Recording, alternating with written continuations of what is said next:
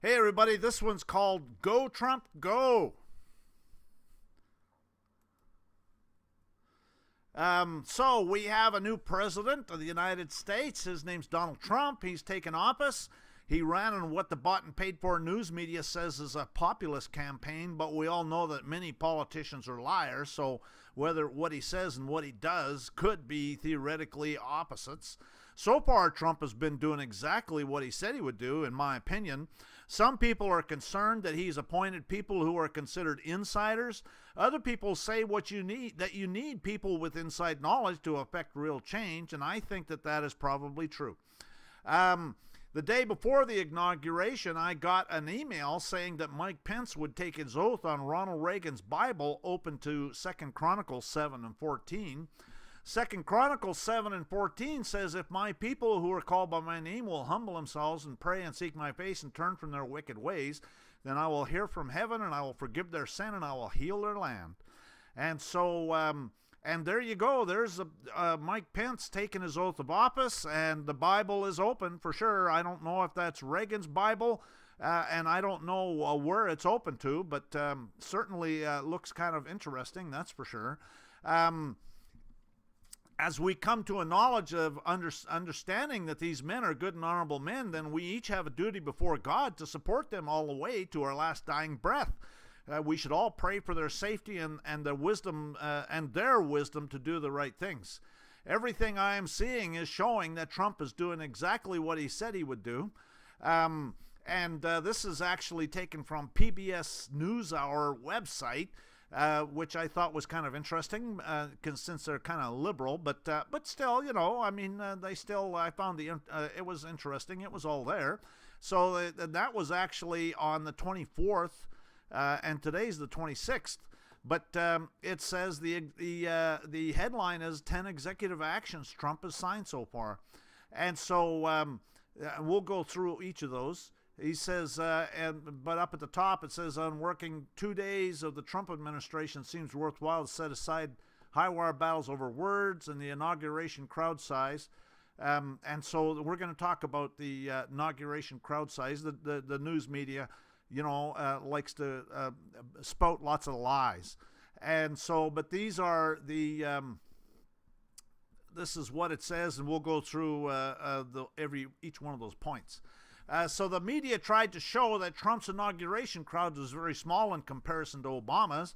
They showed two images next to each other. The image from Trump's inauguration was taken at 8 o'clock in the morning, and the image from Obama's inauguration was taken at noon. And the mainstream media is bought and paid for by five conglomerates. The way you tell they're lying is when their lips are moving. Matter of fact, the only reason I even watch the mainstream media is to find out what lies they're wanting me to believe. And so, you know, I prefer the alternative media, quite frankly. These are the two pictures. The one on the left is 2009. If you look at the top, this is New York Times. And so the one on the left is the 2009 Obama inauguration. And the one on the right is the 2017 Trump inauguration. And if again, the one on the left is taken at noon, and the one on the right is taken at 8 o'clock in the morning. This is more lies by the mainstream media. They're trying to divert attention from their own lies. Okay, now we're talking about fake news, quite frankly. And so they're trying to divert attention from their own lies to try and put their competition, the alternative media, out of business. So that's why the big hullabaloo over fake news. We'll know our disinformation program is complete when everything the American public believes is false. And that's William Casey, CIA director, from the first staff meeting in 1981. Anyways, Trump, the only thing he can really do is executive actions, which is, you have to understand what executive actions are. And so far, Trump has done, unless that was on the 24th, he's done 10 executive actions. Some of them are called executive orders, and some of them are called memorandums. And you have to understand, they're just for internal government use. They don't apply to anybody but government employees. They're similar to House Joint Resolutions. A House Joint Resolution is instructions from Congress to all government employees. Executive orders, memorandums are instructions for government employees. Trump is using his executive authority in a perfectly appropriate way once you understand and see what these executive actions are. Go, Trump, go. Anyways, the ACA rollback, okay, that's Obama's Affordable Care Act, which was a lie from the beginning, which, you know, I mean, Obama's a Satanist, obviously. I mean, how can you tell he's lying? His lips are moving. Obama made all sorts of representations that were outright lies. That's how you can tell Obama's lying. His lips are moving, just like the Clintons and many other Democrats, okay? When their lips are moving, they're lying. Just the name of the Affordable Care Act is a lie, typical of Obama and his Satanist buddies. Trump's executive action allowed all agency heads to waive requirements of the Affordable Care Act to the maximum extent permitted by law. In other words, he wasn't saying that they should ignore any statute, but there is a certain amount of discretion that's allowed, and he was telling them to use their discretion and in the direction of ignoring it. When the Supreme Court approved the Affordable Care Act, Roberts called it just another tax. That means it is for their Roman cult Sestake Trust U.S. citizen slaves only. And the proof of that is that the penalty was enforced through a tax return. Okay, so if you don't file a tax return, it means absolutely nothing to you. Trump's executive action was to instruct all government agencies to use their discretionary authority to waive all requirements of the Affordable Care Act. Trump cannot and did not override any act of Congress. Trump used the regulation freeze. That was the next thing he did.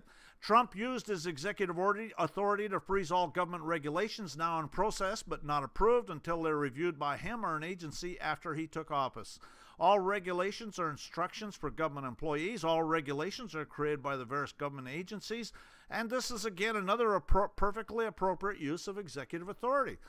Trump used his executive authority, abortion. Okay, and this is the next topic. He used his executive authority to stop all federal funds from going to organizations that provide abortions. And again, that's another perfectly appropriate use of executive authority. They have, outside acts of Congress, but I don't think there's any acts of Congress. Otherwise, he would have changed the wording on that, obviously. The Trans-Pacific Partnership, and this is really good in my opinion. Trump used his executive authority to withdraw from the Trans-Pacific Partnership trade negotiations. And that's a perfectly appropriate use of executive authority, and I'm really glad he did it. I mean, that was just a nightmare waiting to happen. I mean, that's what these New World Order crowd like to do, is they create all of these supranational administrative boards and things like that you're forced to do what they tell you to do, and they can override the Constitution by doing that. And so it's unconstitutional, but they do it, and you have to bring an action in their kangaroo courts, and all the courts are UN courts. They're a bunch of whores. And so the chances of seeing anything just come out of that is limited at best. A federal hiring freeze. Trump used his executive authority to prevent all federal agencies from any hiring, and they cannot open any new positions except for military and critical public safety commissions. And that's a perfectly appropriate use of executive authority. And certainly, I don't know. I mean, to me. I mean, the bureaucracy is bloated big time. I also realize there's no jobs out there. So, and that's I think what Obama was trying to do because he knew that the economy was a basket case. And so he was trying to get the government to hire all those people and put them on some sort of pension or something like that, so that he could make his numbers look good. Eh? That's exactly what Obama was up to. Dakota and Keystone pipelines. Now, I personally don't have an opinion one way or the other about the Dakota or Keystone pipelines, other than I think it's a good idea to quit buying Middle Eastern oil. Okay, we're basically sending money to our enemies who are using it to kill us, basically, and so we have to stop doing that for sure. And that was Obama. I mean, that was his agenda. He even sent the Palestinians $220 million like 2 days before his term was up. and before the inauguration, and what happened was, actually, from what latest I've heard, is Trump was able to intercept that. But the bottom line is Obama is a Satanist. Okay, he's just a flat out Satanist. Trump used his executive authority to order that permits for the Dakota Access Pipeline be approved in an expedited manner, including easements or rights of way to cross federal lands. Okay, so he didn't say they didn't have to go through the approval process. He just said that they need to move along with that approval process. Trump has also invited TransCanada Pipelines to resubmit their application for a pipeline, and that's the Keystone Pipeline. This is part of the agenda to make the USA less dependent on Middle Eastern oil, and I happen to agree with that particular agenda, although we need to make ourselves less dependent on oil, period, and get into alternative energies, and there are lots of them. And this is a perfectly appropriate use of executive authority. Speed up environmental reviews. Trump issued executive orders speeding up environmental reviews of all priority infrastructure. And so that's part of Trump's agenda to create jobs, is infrastructure spending, and you know, that's what they did in the dirty 30s. And so, you know, I think that we're in a depression. So, you know, they have to go to extraordinary extent to create jobs. And so I'm not surprised that they're using infrastructure to create jobs. American Steel and Pipelines, I really like this one. Trump issued an executive order that directed the Commerce Secretary to come up with a plan to ensure that all pipelines built or repaired in the USA be constructed of American-made materials. Yeah, right on. To the maximum extent possible. Okay, so he didn't say it had to be done. He just said that it's to the maximum extent possible. And that's part of Trump's agenda to create jobs, and I think it's a great idea. Review manufacturing regulations, another good one. Trump uses executive authority to order the Commerce Secretary to begin a 60-day review of regulation of American manufacturers with the aim of finding ways to speed up permitting in all federal processes. And this is a perfectly appropriate use of executive authority, and so they can definitely thin that stuff down big time. Immigration control. Trump used his executive authority to instruct officials at the border to begin design and construction of a border wall. And watch my Illegal Aliens Trump is Correct video, okay? That once those people are here, they have every right of the people as the people are here. Common law, the law of the land gives them those rights. And the only way that we can take those rights away is if we take our own rights away. And so we don't want to do that. And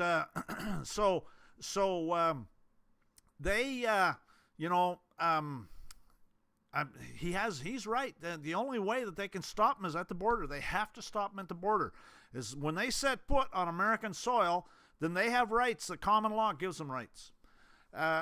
So far, Trump is moving forward with an agenda that he promised to accomplish in the campaign. One of the things he said he would do is put government back into the hands of the people, and that's much more subtle, and we'll need to wait and see what happens with that.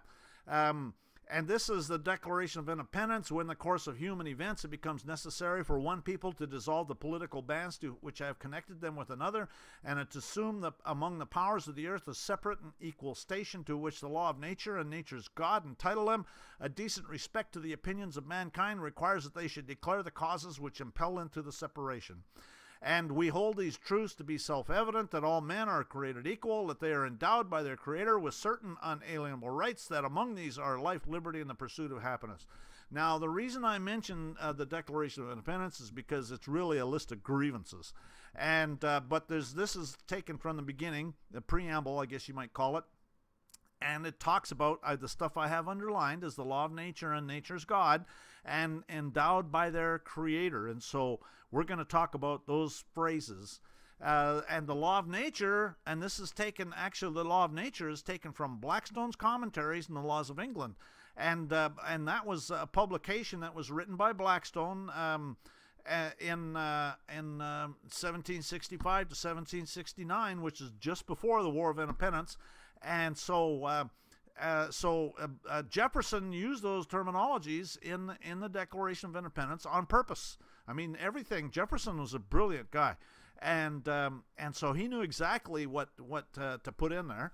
Anyways, the law of nature, being coeval with mankind and dictated by God himself, is of course superior in obligation to any other. It's binding over all the globe and all countries and at all times. No human laws are of any validity if contrary to this, and such of them as valid derive all their force and all their authority immediately from this original. And that's taken from Blackstone's Commentaries on the Laws of England, section 2, page 41. And section 2, page 41 goes on to say, this is given manifold occasion for the benign intervention of divine providence, which in compassion to the frailty, the imperfection, and the blindness of human reason, hath been pleased at sundry times and in divers manners to discover and enforce its laws by an immediate and direct revelation. Okay, the doctrines thus delivered we call the revealed or divine law, and they are found only in the Holy Scriptures. And these precepts, when revealed, are found upon the comparison to be really a part of the original law of nature, as they tend in all their consequences to man's felicity. So the point being is that the law of nature and nature's God, the law is found in the Bible. Okay, it's in the Scriptures, and that's what Jefferson was talking about. Okay, it's supposed to be Christian government. Upon these two foundations, the law of nature and the law of revelation, depend all human laws. That is to say, no human laws should be suffered to contradict these. And again, that's found on page 42. And you got to understand also, I wanted to mention who Blackstone was. He was an English jurist, okay, a judge. And he fell out of favor with the king and actually went into politics and was responsible for like the English Civil Rights Act and some other things. But so he was a brilliant guy. And he was on what was equivalent to the Supreme Court in England at the time, but the king could remove him if he wanted to, and so he went into politics. Anyways, John Adams said, "Our Constitution was made only for a moral and religious people. It is wholly inadequate to the government of any other. We're supposed to have a Christian government." And this is 1772, Robin versus Hardaway. All acts of the legislature apparently contrary to natural rights and justice are in our law and must be in the nature of things considered as void. The laws of nature are the laws of God, whose authority can be superseded by no power on earth. A legislature must not obstruct our obedience to him, from whose punishments they cannot protect us. All human constitutions which contradict his laws, we are in conscience bound to disobey.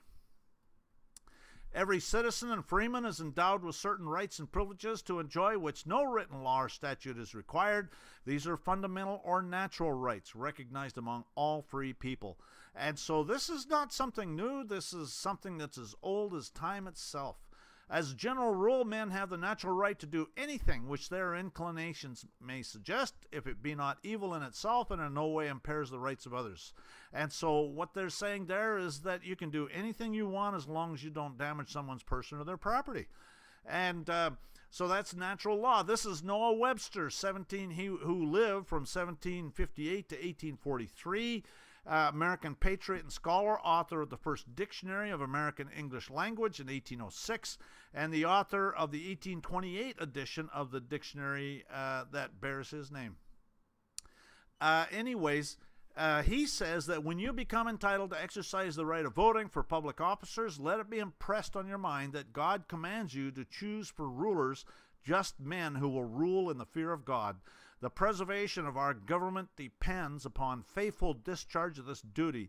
If the citizens neglect their duty and place unprincipled men in office, the government will soon be corrupted. Laws will be made not for the public good so much as for selfish or local purposes. Corrupt or incompetent men will be appointed to execute the laws. The public revenues will be squandered on unworthy men, and the rights of the citizen will be violated or disregarded. If our government fails to secure public prosperity and happiness, it must be because the citizens neglect the divine commands and elect bad men to make and administer the laws. And that is exactly what has happened. And we had a Satanist in there in the previous office, Obama, but even before that, the Bushes, they weren't any better.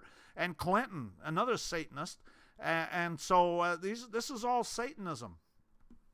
Destroy the family and you destroy the country. That's Lenin, the first leader of the Soviet Union, and he was a psychopath. The abuse of greatness is when it disjoins remorse from power. Okay, so the Shakespeare is talking about psychopaths, and we're supposed to have a Christian government. That's what our founding fathers gave us, and that doesn't mean that they're associated with one church or another. That was the idea of separation, church and state. But it was supposed to be definitely be a Christian government. We've got now Baal priests that are in the courts, and there's no justice. I mean, there's just all sorts of things going on, and it's because we, the people, have been asleep at the wheel. Now, an advertisement. Don't forget to subscribe to this channel. Don't forget to click the bell next to the subscribe button so that you're notified when there is a new upload. And this is a picture of the channel of my front page, and you see the subscribed on the right hand side and the bell next to it. The arrow is going to it, and so you got to click on the bell, and then you'll be notified when there's a new upload. The judicial power is the power to hear those matters which affect life, liberty, or property of the citizens of the state. A sovereign is exempt from suit not because of any formal conception or obsolete theory, but on the logical and practical ground that there can be no legal right as against the authority that makes the law on which the right depends. And that's U.S. Supreme Court. We, the people, make the law. The very meaning of sovereignty is that the decree of the sovereign makes law. We, the people, make law. Court, the person or suit of the sovereign, a place where sovereign sojourns and his legal retinue, wherever that may be. Sovereignty itself is, of course, not subject to law, for it is the author and source of law.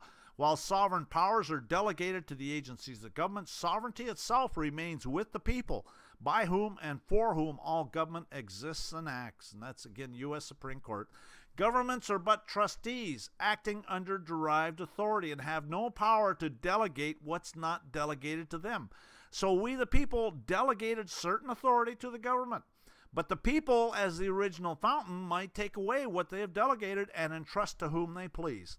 The sovereignty in every state resides in the people of the state, and they may alter and change their form of government at their own pleasure. Okay, again, that's U.S. Supreme Court. And because it brings into action and enforces this great and glorious principle that the people are the sovereign of this country, and consequently that fellow citizens and joint sovereigns cannot be degraded by appearing with each other in their own courts to have their controversies determined. And that's Chisholm versus Georgia, 1793. History is clear that the first 10 amendments to the Constitution were adopted to secure certain common law rights of the people against invasion by the federal government. And that's U.S. District Court, Bell versus Hood.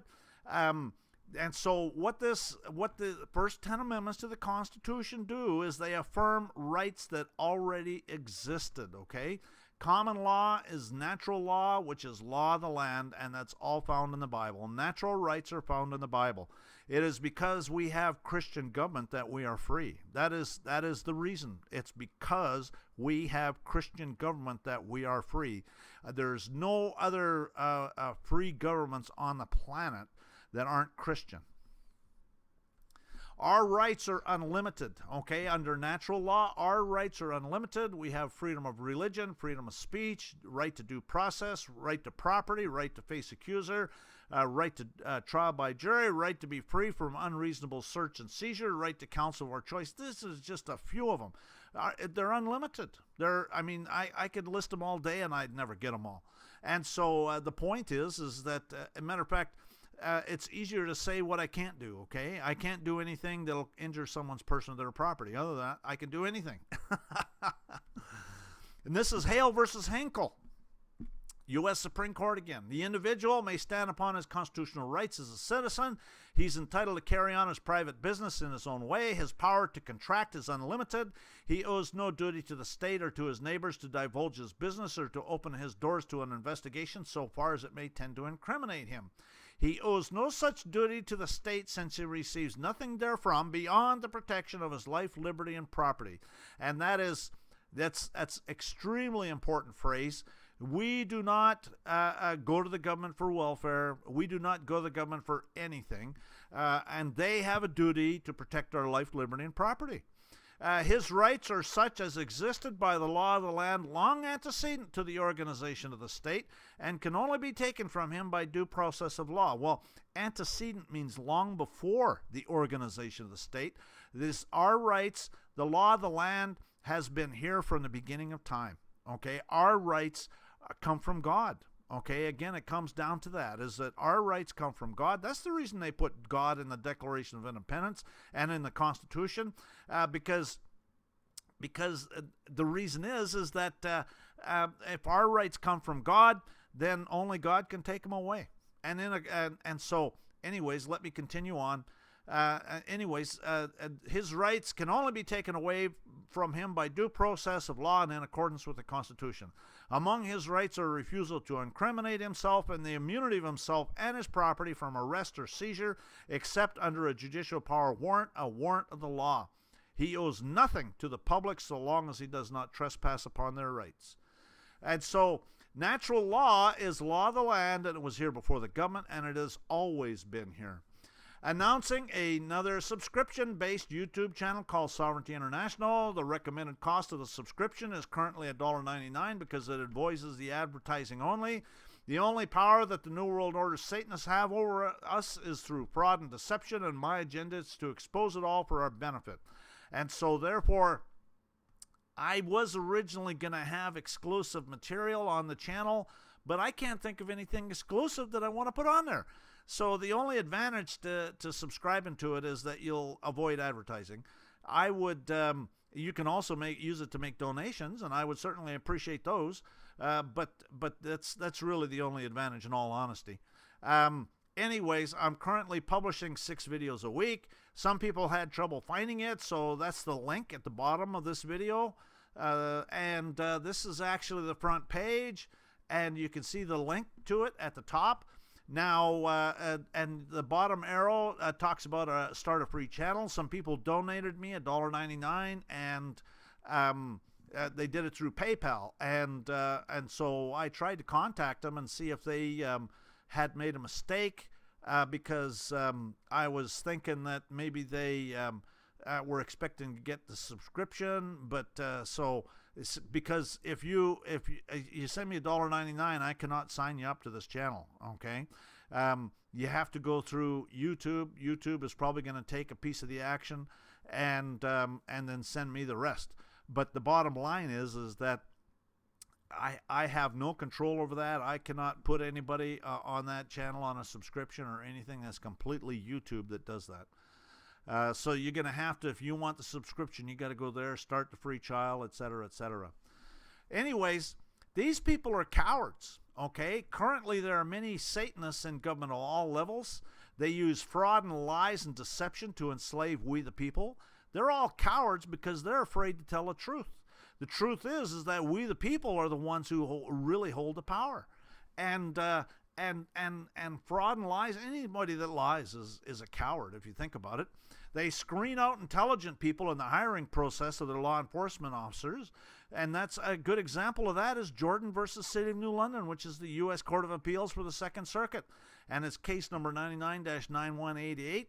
Robert Jordan had a master's degree and scored too high on their test. He had too many brains. They didn't want anybody with intelligence to be on their police force. And this is a ABC News article, September 8, 2000, and it says a man whose bid to become a police officer was rejected after he scored too high on an intelligence test has lost his appeal in this federal lawsuit against the city. And there's a guy by the name of Mark Passio. He's a former Satanist priest, and he's got some great natural law videos, talks about order followers, all sorts of, he's very intelligent, had to learn Latin in high school, goes into the derivative of the words, a very brilliant guy. Anyways, he talks about the pillars of Satanism, and one of the pillars of Satanism is moral relativism.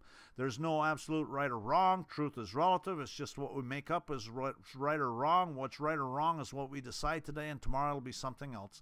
Gee, that sounds like a court case. 2/3 of the people in America are practicing Satanists, according to Mark Passio, and I think he's being generous. I think it's more like about 90%. Anyways, Another pillar of Satanism is order followers. They're responsible for all of the atrocities in history. He's 100% correct. They just follow orders without thinking about whether it's a lawful order or not. They're willing slaves. Anybody who's wearing a military uniform is an agent of the Roman cult. And this is Article 10 of the Concordat of 1933 that Hitler signed with the Roman cult. The wearing of clerical dress or religious habit on the part of layfolk is liable to the same penalty on the part of the state as the misuse of a military uniform. Almost all so-called governments are bankrupt and owned and operated by the Roman cult. See United States is owned and operated by the Roman cult video. At common law, a sheriff would have a star only. At common law, there's no uniform. The World War II war crimes tribunals, all the Nazis claimed they were just following orders. Well, that's saying that they're Satanists. Okay, think about it. They either suffered death by hanging or spent the rest of their life in jail. Some of them are still hunted to this day. Everybody that's in that kind of a position is supposed to look at every order that he's given and decide for himself whether it's a lawful command or not. And if it's not a lawful command, he has no duty to follow orders. And but he's that's why I say they're cowards, because they don't stand up. They either suffered death by hanging. Oh, some of them are still hunted. Yeah, Vietnam War, the My Lai massacre, they were convicted of murder, okay? Today, order followers are everywhere. See, order followers are Satanists, and they're cowards, okay? They're afraid to stand up and say, that's not a lawful order. I can't do that. And what they do is they hire low intelligence thugs, so some of them don't figure it out, et cetera, et cetera. These are all Satanists. We, the people, have been derelict in our duty to elect moral and righteous people. And where's the evidence of this? It's everywhere. See my Propaganda for War video about the news media trumpeting lies. All propaganda has to be popular and has to accommodate itself to the comprehension of the least intelligent of those whom it seeks to reach. And that's Hitler. Again, what this comes down to is that the news media wouldn't be trumpeting lies if people weren't watching it. Okay? So, we all get the government we deserve, really, is what it comes down to. The people will believe what the media tells them to believe, okay? And that's George Orwell. Hundreds of billions of dollars are spent every year to control the public mind. Another thing is false flag operations, okay? Again, that's another Satanists and cowards, okay? Think about it. False flag operations have become a normal way of doing business. There are dozens of them that the government openly admits to. How many have they not told us about yet? False flag operations are accomplished by coward Satanists, okay? Just like Esau gave up his birthright for a mess of pottage in the Old Testament, okay? They're basically taking these IOUs to go and put on this show that the news media is going to go and trumpet on around as a fact, when in fact it was just a movie drama, basically. And so they're cowards and they're Satanists. They're taking these IOUs in exchange to sell their country down the river. There's 42 admitted false flag attacks.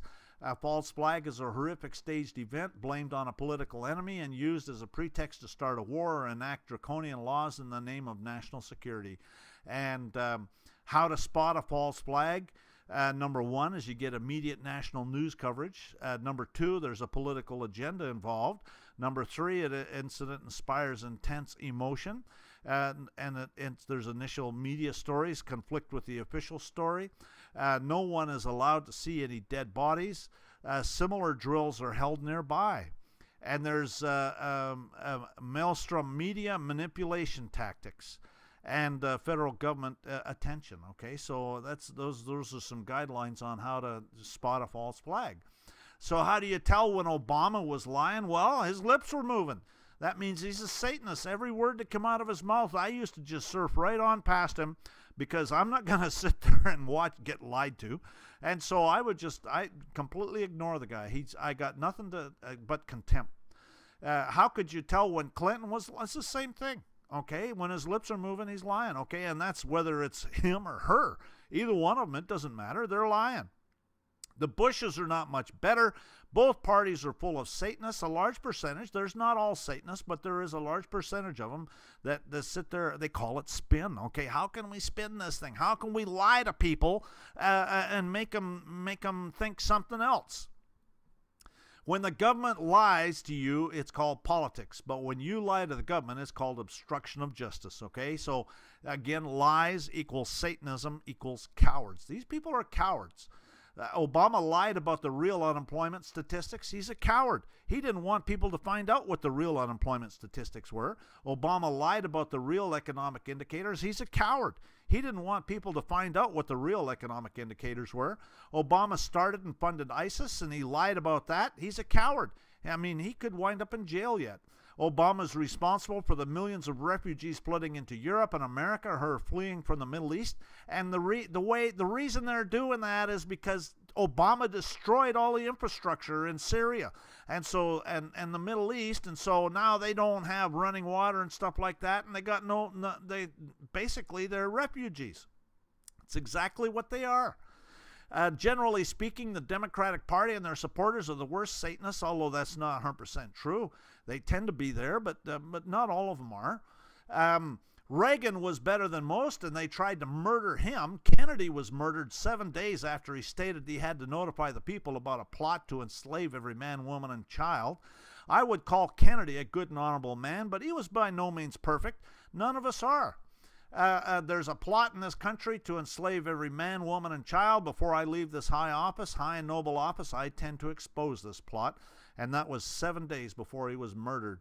I want to splinter the CIA into 1,000 pieces and scatter it to the winds, and I think that's who killed him. JFK exposes ruthless conspiracy, the president and the press speech.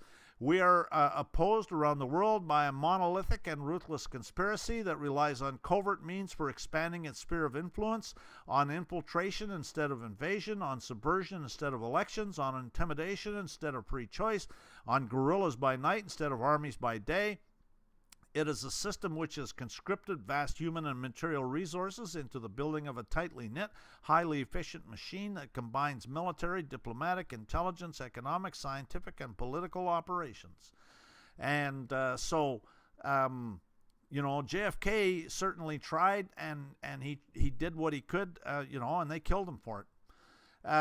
After Kennedy's murder, Johnson engaged in warfare against what he considered his political enemies, who happened to be hippies and blacks at the time, on America's streets with his war on drugs. That's exactly what happened. There was one of my videos, The War on Terror is a War on You. Watch the video. It talks about it. One of his advisors talks about it. Johnson also did what is known as the Johnson Amendment to the tax code in an effort to muzzle the Christian churches and his political enemies, who also happen to be his political enemies. George H.W. Bush continued the war on drugs and engaged in the war on crime. Clinton continued with the war on drugs and the war on crime. George Bush Jr. continued the war on drugs and the war on crime and started the war on terror. Obama engaged in the war on terror against his political enemies, who were Christians, preppers, and patriots, with his war on terror. See the War on Terror is a War on You video. The Baal priests in the United Nations Roman cult's courts made out like a bandits that they are. Because the Johnson Amendment, all 501c3 tax-exempt organizations can't say anything negative about the government. And a good example of that was when George Bush Jr. first took power. Within the first 6 months, the IRS padlocked a Southern Baptist temple in Indianapolis, Indiana, because they were saying bad things about the government. Okay, so that means that they're Satanists by definition. Any 501c3 tax-exempt organization, I mean, once they're a church and they become that, then they're no longer a church. And in fact, there's an IRS publication 552 that even says in it that all churches are automatically tax exempt. And so the IRS knows all about it, and they basically coerce people into doing it or con them into getting this 501c3 tax exempt status. And again, liars, okay, cowards. And so then all these churches, because they can't come out and speak the truth, it's half truths and lies. That means they're Satanists. It's interesting to note that nobody tried to kill Johnson, Nixon, Carter, Ford, Bush Sr., Bush Jr., Clinton, or Obama. They only tried to kill the good guys. Isn't that interesting, eh? The awkward moment when you realize the same government that's supposed to protect us from the terrorists is the terrorist. If you think this is for your protection, you clearly have no idea what's going on. Can you spot the terrorists? Terrorism is a noun of violence and intimidation, the use of violence and intimidation in the pursuit of political aims. Okay, and there's all sorts of terrorists in that picture.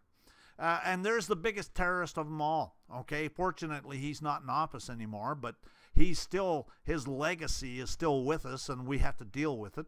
And he's surrounded himself with terrorists.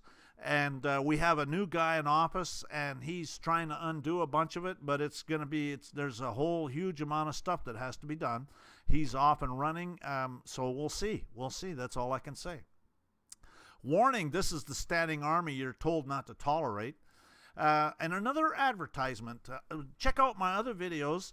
Bankster Thieves 1, 2, and 3, Churchianity Series, Bankrupt Corporate So-Called Governments, Bar Members 1, 2, and 3, Do-It-Yourself How Not to Volunteer for the Selective Service, Martial Laws Here, Do-It-Yourself No Income Tax, Do-It-Yourself No Sales Tax, Do-It-Yourself Traffic Stop 1 and 2, Do-It-Yourself Free Mail 1 and 2, Do-It-Yourself Kangaroo Courts 1, 2, 3, 4, now 5.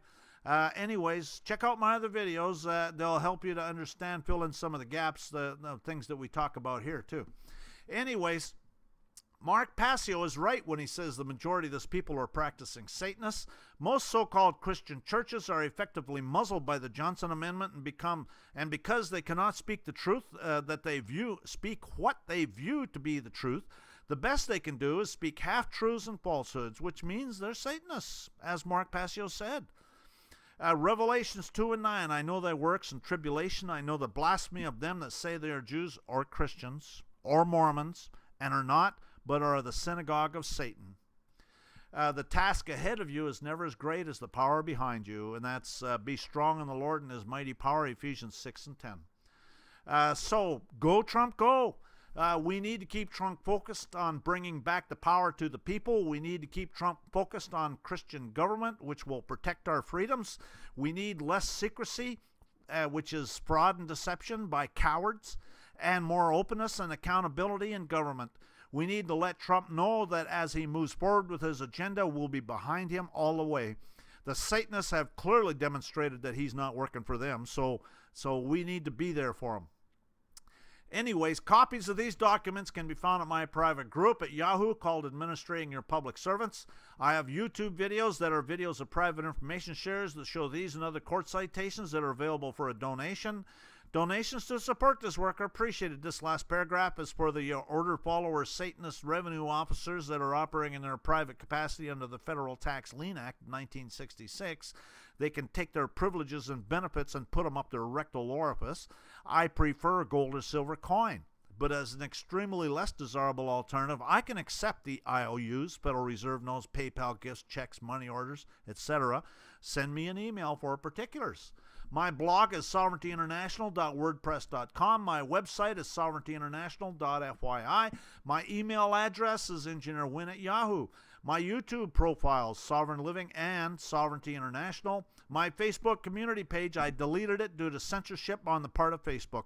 My private group on Facebook is being deleted. It takes a while to ban 17,000 people off of the group. My Yahoo private group is called Administrating Your Public Servants, and my Google private group is called Administrating Your Public Servants. I appreciate you taking the time to watch the video. I hope you get something out of it. And now that we know the issues, anybody that calls themselves Christian, we need to take care of this. Anyways, whoops, I'm going the wrong way. Thanks for watching, and I hope you have a real nice day.